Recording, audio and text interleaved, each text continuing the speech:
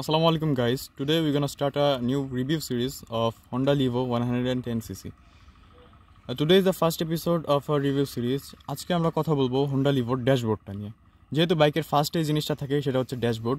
তো আমরা ড্যাশবোর্ডটা নিয়ে যদি একটু কথা বলি, ড্যাশবোর্ডের ফার্স্টে কন্টেন্টগুলো দেখি কি আছে। ফার্স্টে আছে এটা একটা ঘড়ি। তো ঘড়িটার দিয়ে খুবই সুবিধা হয়েছে আর কি, বাইক চালানোর সময় দেখার জন্য খুবই উপকার হয়।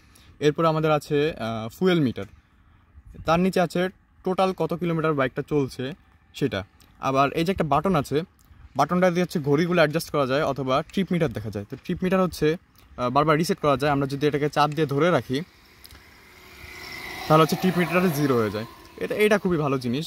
এরপর আমরা কথা বলি স্পিড মিটারটা নিয়ে। স্পিড মিটারটা হচ্ছে একটা অ্যানালগ মিটার।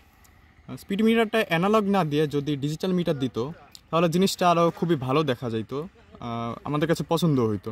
অ্যান্ড আরপিএম মিটারটা যদি অ্যানালগে দিয়ে দিত তাহলে জিনিসটা খুবই ভালো হইতো। অ্যান্ড নেক্সট আরেকটা জিনিস ইন্ডিকেটর লাইটটা। এই যে দেখেন, মানে আমি যদি ডানে দেই বা আমি যদি বামে দেই, এই যে দেখেন আমি ডানে দিচ্ছি আবার বামেও দিচ্ছি, দুইটা জিনিস একইভাবে লাইটটা জ্বলতেছে। যদি ডানের ইন্ডিকেটার আর বামের ইন্ডিকেটারটা আলাদা দেওয়া যেত তাহলে জিনিসটা খুবই ভালো হইতো। আর নেক্সটে আছে এই যে আমাদের লাইটের যে একটা ইন্ডিকেটর, এইটা মানে আমরা যদি হাই বিম দিই তাহলে লাইটটা জ্বলে অথবা পাসিং লাইট দিলেও এটা জ্বলে। তো এই ছিল মোটামুটি হোন্ডা রিভিউ, ড্যাশবোর্ডের রিভিউ। সো আজকে এই পর্যন্তই। নেক্সটে আমরা আরও অন্য জিনিস নিয়ে আসবো। সো আজকের মতো আল্লাহ হাফেজ গাইস।